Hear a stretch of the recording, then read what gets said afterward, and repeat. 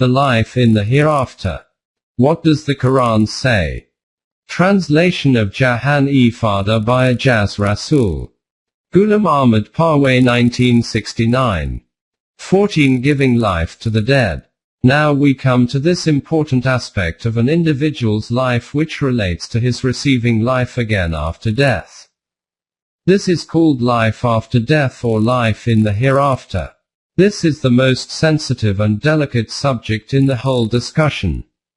For this we need to first understand some things about the present worldly life of man. 14.1 Human birth. The Quran states, "Has there not been over man a long period of time, when he was nothing, not even mentioned?" 76. 1.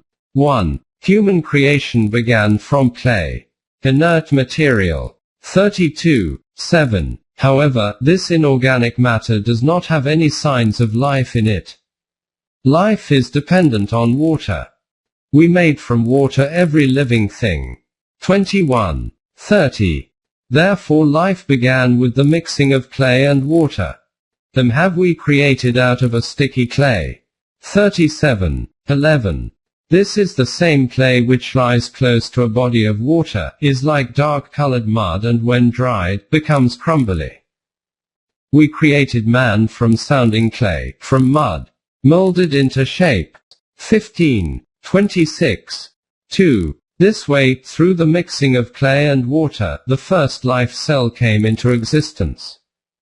From here, life passed through various stages of evolution and branched, progressing forwards and in the process changed to various forms.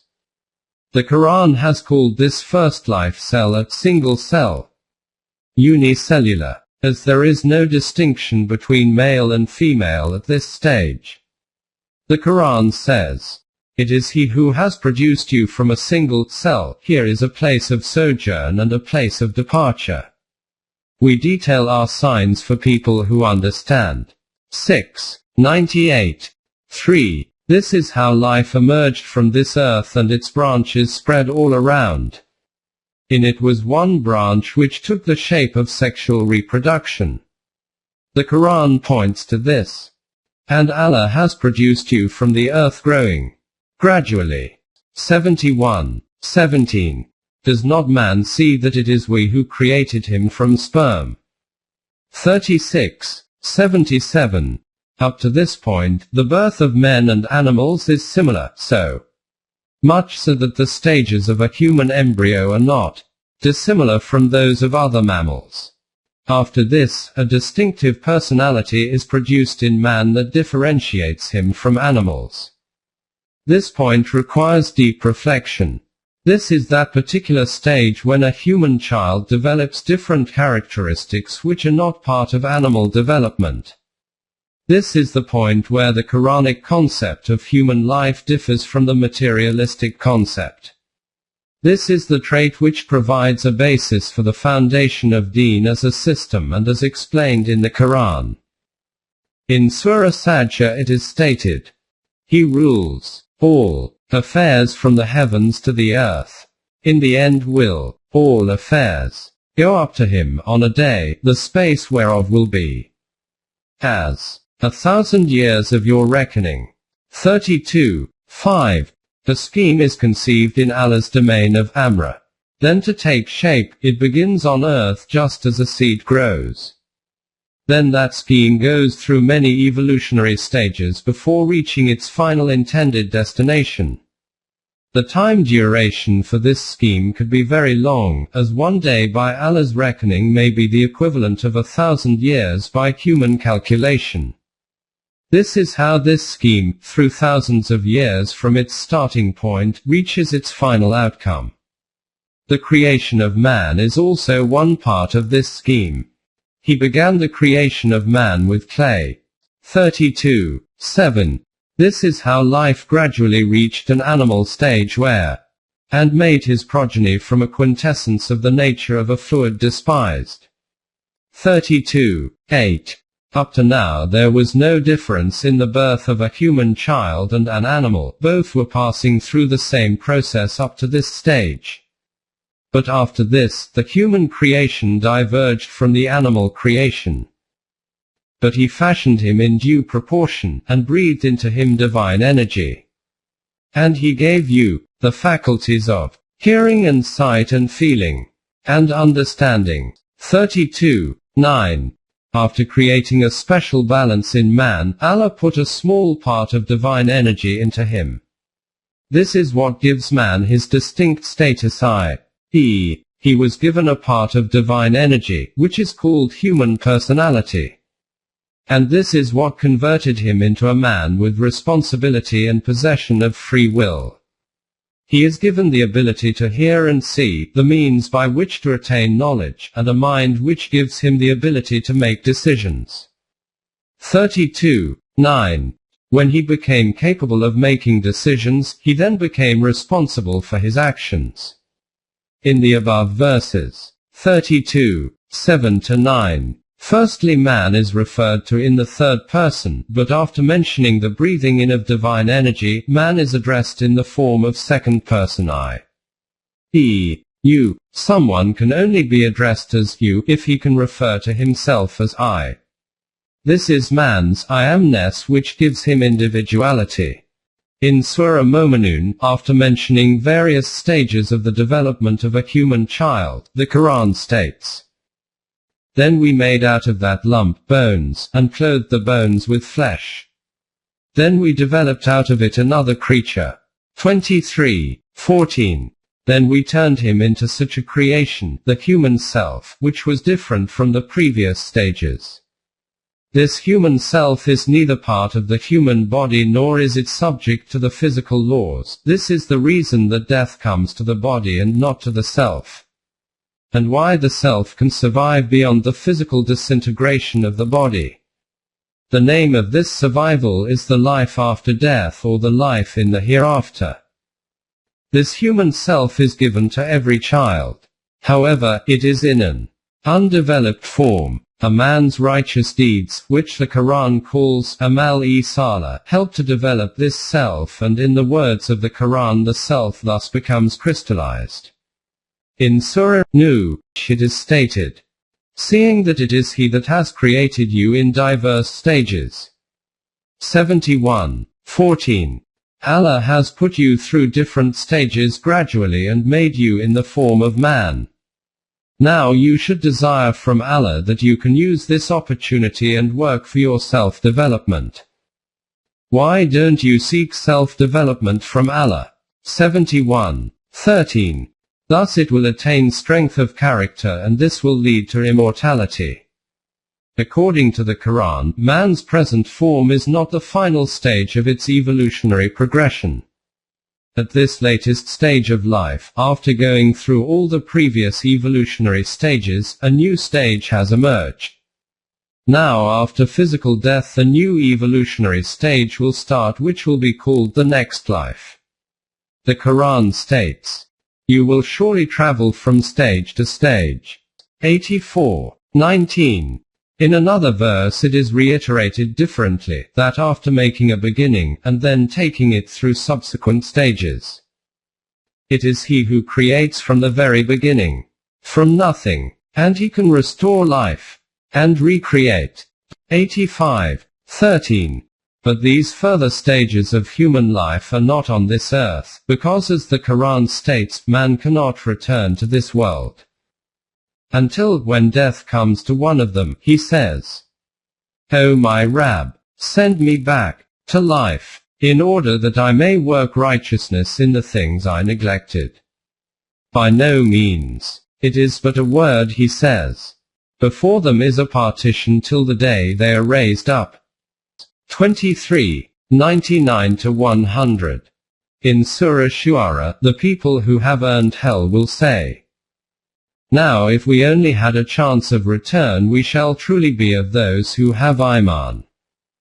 26:102. See also 7:53-39. 58. If only we could go back to this life just once, then we would certainly be of the righteous. The flow of time is only forward. Either it stops at a place e.g., the death of the human body, or it goes forward as the human self proceeds forward from the realm of this life to the next. The awakening of the human self is characterized by its self-consciousness, and it is this self-consciousness which continues forward after death. In Surah Zumar this is concisely stated. It is Allah that takes the self of men at death, and those that die not, He takes during their sleep. Those on whom He has passed the decree of death, He keeps back from returning to life, but the rest He sends to their bodies, for a term appointed. Verily in this are signs for those who reflect. 39:42. In this, for those people who use intellect and reason, there are great signs to reach reality. The awakening of this self-consciousness is what makes us human. If it vanishes, then man will live the life of an animal. This is a state of extreme degradation, and for a thoughtful human being this is actually a state of great hell. The Mu'mineen have been cautioned regarding this state. And do not be like those who forgot Allah, and He made them forget their own self. 59:19. The consequence for those who forgot Allah was that they ignored their own self. And as a result their sense of self disappeared, and they degraded themselves from the human level to the animal level. In Surah Muhammad, while those who reject Allah will enjoy this world, and eat as cattle eat. 47:12. Those who deny the existence of the life of the hereafter. Their common argument is that the body after death disintegrates and reverts to different elements and in this way disappears into the soil, so there is no question of man getting another life. The Quran answers this question. We already know how much of them the earth takes away. With us is a record guarding the full account and is preserved. 54. How will this preserved self get a new life? What form will it take in the next life? What will be its state of perception? We cannot understand these aspects with our present level of consciousness. Our ability to perceive is confined to the physical environment of this worldly life, and the next life is not going to be a physical existence like the one in this life. Therefore we cannot grasp its concept. The Quran, while declaring repeatedly that it will be of a totally different form, describes it using images from this life as examples. Apart from this we have no other method of understanding it. For example, we observe that dead bodies are buried in the ground, and the Quran has referred to the new life by saying that the dead will rise from the graves. Addressing the progeny of Adam, the Quran says, He said, therein you will live, and therein you will die. But from it you will be taken out. 7:25. In Surah Taha. From the earth did we create you, and into it shall we return you, and from it shall we bring you out once again. 20:55. We know that a human being did not arise in its completed form from the earth. Being created from the earth is a reference to the beginning of life. So after death, being created from the earth does not mean that the human body will be raised up from the graves, it is a reference to the emergence of a new form of life. In another verse it is stated, and Allah has produced you from the earth growing gradually, and in the end He will return you into the earth, and raise you forth. 71:18-19. And in another verse, that Allah will raise up all who are in the graves. 22:7. It is obvious that the dead will not be directly raised up from the graves, as many bodies are cremated, disposed of in a watery grave, electrocuted, etc.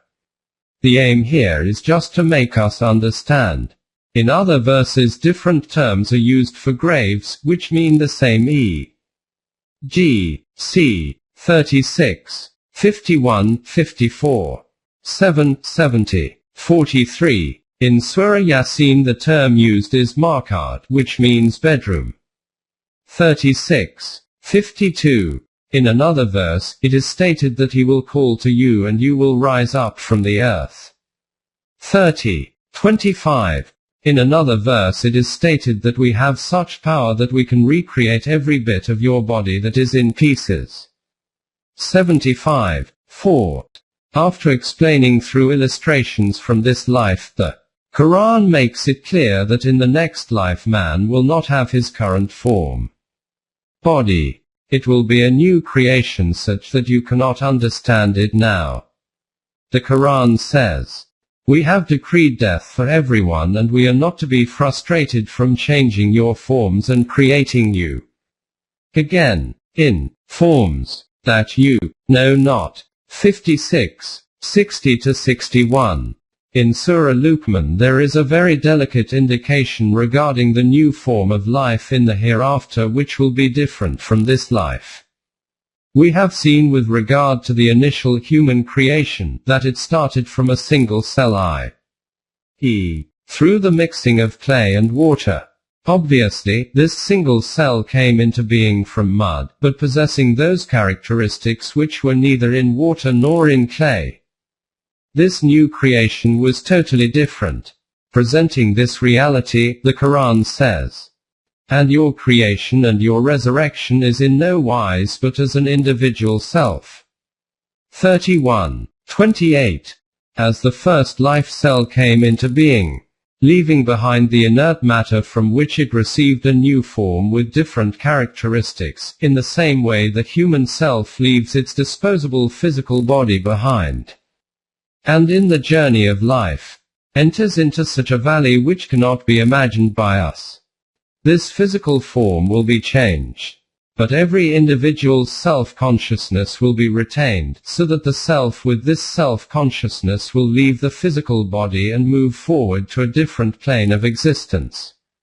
Man will go forward with his own individuality. In Surah An'am it is stated, "And behold, you will come to us bare and alone as we created you for the first time. You will leave behind you all the favors which we bestowed on you." 6. 94. At another place, it states that you will come to us with your individuality. 19. 80. 19. 95. The record of man's deeds which during his life was like a scroll wrapped up will be unveiled like an open book and he will be told, "Read your own record. Sufficient is your own self this day to make out an account against you." 17. 14. See also 7. 37, 75. 14.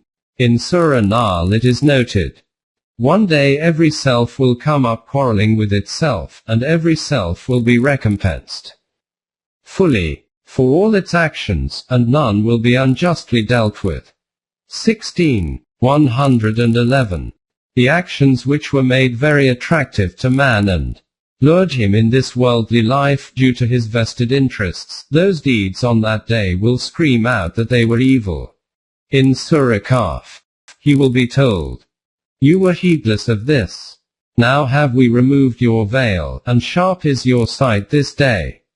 50. 22. At that time, you had drawn curtains over your sight, because of which you could not see the truth and reality. Today those veils have been lifted and your sight has now become sharp to such a degree that you can see through everything. Now there is nothing that can remain hidden from you. 86. 9, 10, 45. Regarding those evil companions with whom he associated and who colluded with him in doing wrong, he will say, "Ah, woe is me! Would that I had never taken such a one for a friend." 25. 28. Those hypocrites, who in this life used to deceive their friends, will find them in front of them, and their real character will then become exposed. The hypocrites will be in hell, while the mu'mineen will be in paradise, and between them will be a wall which will have a gate. 57. 13. There will be a severe altercation between the religious leaders and their simple followers. 37. 21-22. There will also be a heated quarrel between the leaders and their followers whom they used for their interests. This has been referred to in the Quran at a number of places, e. G. 14, 21, 33, 67 to 68, 34, 32 to 33, 38, 60, 40, 47 to 49. Similarly, in hell various parties will curse each other and will say they misguided them. 7, 38 to 39. At that time those who will be in hell, through hopelessness and desperation will cry out, "Verily, we have warned you of a penalty near, the day when man will see the deeds which his hands have sent forth, and the unbeliever will say, Woe unto me! Would that I were dust." 78, 40. How this mutual recognition will work and what form this mutual argument will take place, we cannot understand at our present level of consciousness. According to the Quran, this is an established reality in which there is no room for doubt. Conviction, Iman, in the next life is a required condition to be a Muslim, and this is a natural consequence of the conviction in the working of the law of requital. 14.2 The moral view of reality. As noted earlier, the whole discussion and argument about the human self and life after death are based on the functioning of the law of requital. It does not mean that without these concepts, the human self and life after death, belief in the law of requital would remain unrecognized, and therefore these concepts are invented as a reason to accept the law of requital. This is not true.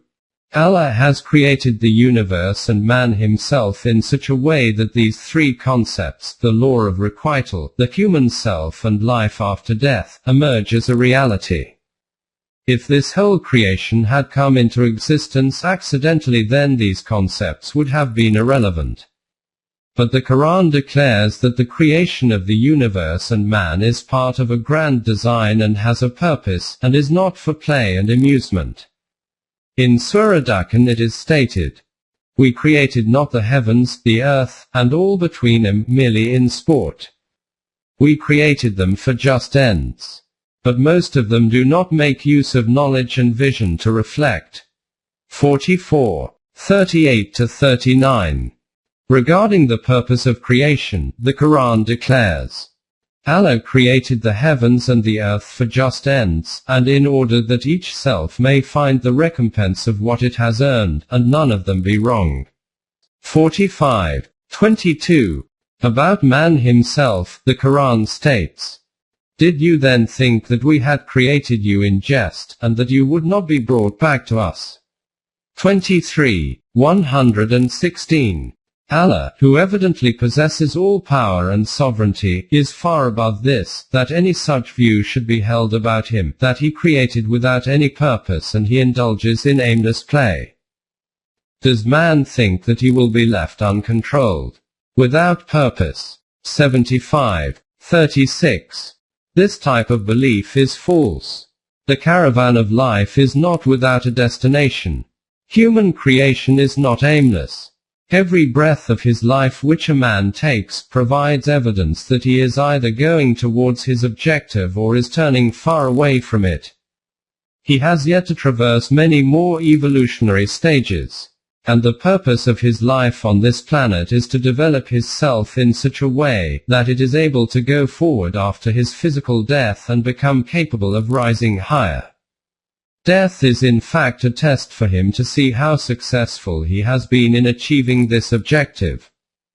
He who created death and life, that you may get opportunities for righteous deeds. 67. 2. This reality is stated in Surah Yunus. It is he who begins the process of creation, and repeats it, that he may reward with justice those who have Iman and work righteousness. 10. 4. Life after death is another part of this process. Verily, this is the very truth in which there is not an iota of doubt. 56, 95. 14.3 Those who deny the next life. Life after death is the basis of Deen. It is an inseparable part of the program for the accomplishment of advancing the human self to its heights. The Quran has repeatedly referred to this. Before referring to these verses, it is important to mention that my purpose in writing this book is not to convince those people who do not accept the existence of Allah, the revelation, the human self, and life after death. The purpose of this book is to present Quranic explanations for these realities. This is the reason why the scope of this work is confined to these limits. Otherwise, in our time the issue of life in the hereafter out with the Quran has had so much written about it, that if it had been brought under discussion, it would itself have become another book. Suffice it to say that in modern times, according to research done on the human self, though they are not able to say anything with certainty regarding the possibility of immortality, survival after death has not been completely ruled out. Even this much research in this area is enough to counter the argument of the materialist concept of life. The Quran brings out one aspect of the mentality of the opponents who reject this reality and who demand that in order for them to accept life after death, they want to be shown the dead being brought back to life. And this is their ignorance. That thing, human self, which is what remains after death, and cannot be seen even in a living human being with the naked eyes. How can it be seen in a dead body? This can only be understood through the use of intellect and reasoning. The Quran addresses such people saying, they know but the outer things in the life of this world, but of the end of things they are heedless. Do they not reflect in their own self? 37-8. In another verse, the Quran says that the way these people carry out their work on earth, using thinking and reasoning abilities, if they also used these to reflect on life after death, they would understand this reality as well. Thus does Allah make clear to you His signs, in order that you reflect and reason to understand these. 219. The criticizers wanted to see life after death with their own eyes, while the Quran invites them to use their visionary eyes of intellect and reasoning. When we are actually dust, shall we indeed then be in a creation renewed? 13:5. In Surah Bani Israel, they say, what?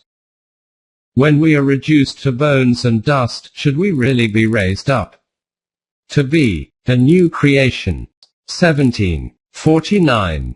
In reply the Quran says, say, nay, be you stones or iron, or created matter which, in your minds, is hardest to be raised up. Yet you will be raised up. 17:50-51. In Surah Hajj, it states that if you have any doubt as to how you will get life after death, then you should reflect on your present existence. You were nothing. Then your life was begun from inert material, clay, and after going through various stages, you reached this present form. Then your body reaches old age, and you lose your physical abilities, and the machinery of your body wears out. Reflect that if life can begin from inert material, then why can a new life not be brought into existence in a similar way? This is so, because Allah is the reality.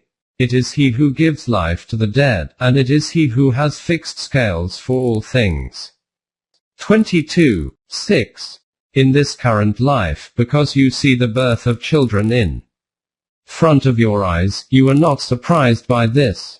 If this life was not in front of you and someone had mentioned this birth process to you, you would have been astonished at this, and would have rejected this as well. This is not intelligent or logical to accept one part of a law because it is visible with physical evidence, and to reject outright another part of the law just because it is not yet tangibly visible. In Surah Yasin it is stated, He, man, says, who can give life to dry bones and decomposed ones. At that, say, He will give them life who created them for the first time. For He is well versed in every kind of creation. 36:78-79. Now, as you say, at least his bones exist, but at the time of his first creation there was nothing present, not even bones, and even then it developed into a human being. Therefore, based on this logic, what can be the reason for denying a new life? In Surah Dukhan, the demand is mentioned that we will only accept your claim that man can be brought back to life after death, if you bring our deceased forefathers back to life. 44, 35-36. In another verse it is stated, "And they say, what is there but our life in this world? We shall die and we live, and nothing but time can destroy us. But of that they have no knowledge. They merely conjecture." Zun 45:24. A little later, the Quran says that if this life is confined to the physical human life and there is nothing more to a human being, then there is no difference between a human's life and an animal's life, it is the same. According to this dogma, how can they then differentiate themselves from animals? While those who reject Allah will enjoy this world, and eat as cattle eat, and the fire will be their abode. 48:12, in Surah Kahf. In reply to their objection that after a body disintegrates into the earth, how can man get another life, the Quran says that we know how much is taken away by the earth from the human body. 54. And what thing is left behind which can be given a new life? Further on, it is stated that we did not get tired after their first creation, nor will recreating them be any more effort. Were we then weary with the first creation, that they should be in confused doubt about a new creation? 50:15. Nay, we are able to put together in perfect order the very tips of his fingers. 75:4. After dealing with these various objections, the Quran makes it clear that the real reason for the denial to accept this possibility is something else.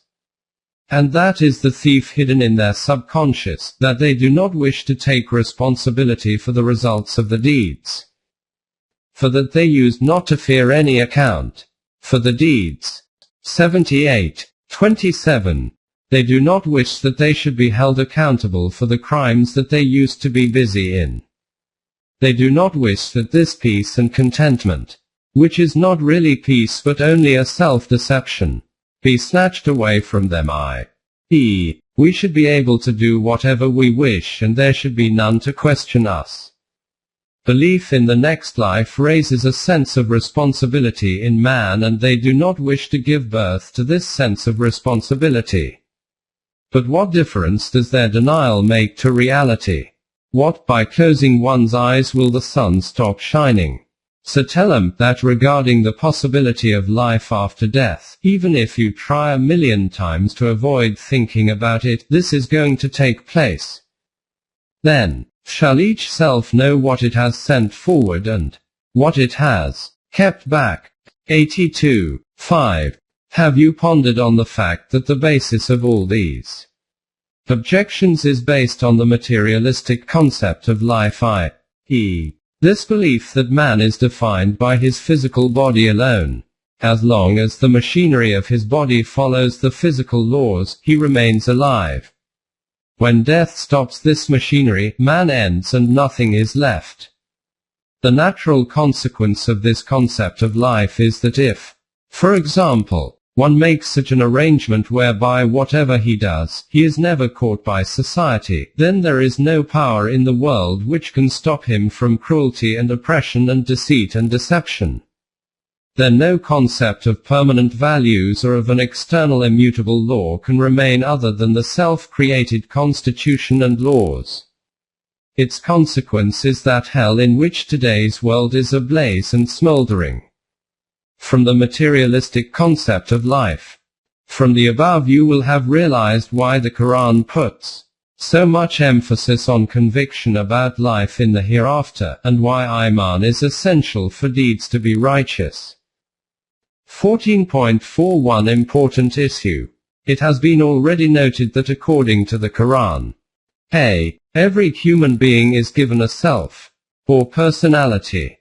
This self is in an undeveloped form.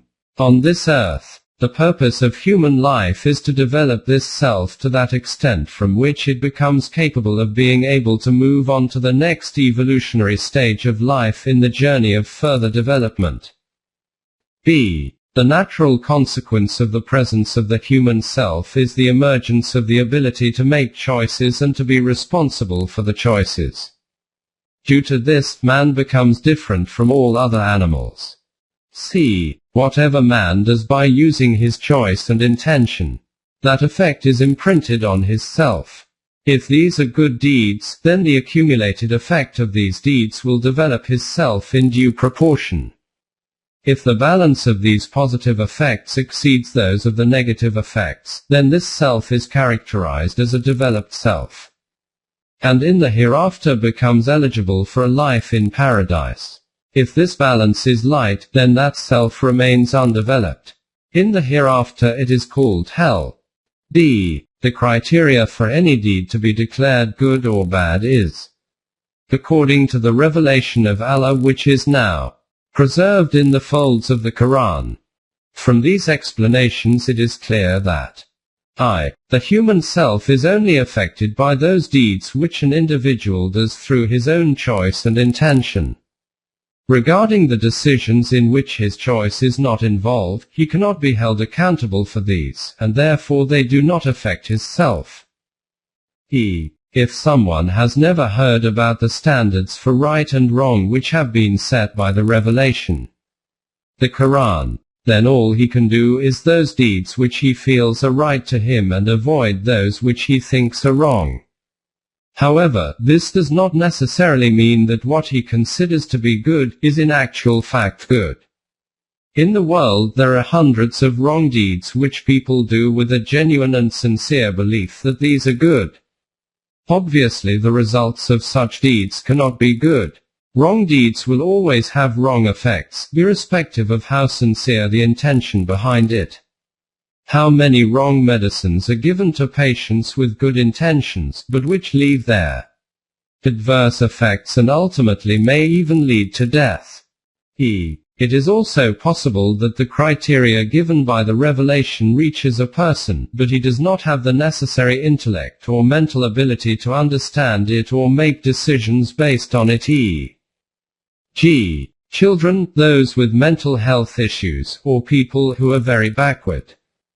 Those people who have the ability to reason and use their intellect, but do not wish to make use of it, and make the decisions based on emotive thinking, they will be responsible for what they do. From the above it is evident that responsibility is imposed on that individual who has received the revelation and who also has the ability to think and make decisions.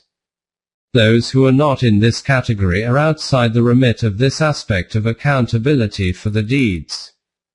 They will be counted in the category of other things in the universe such as inanimate objects or animals.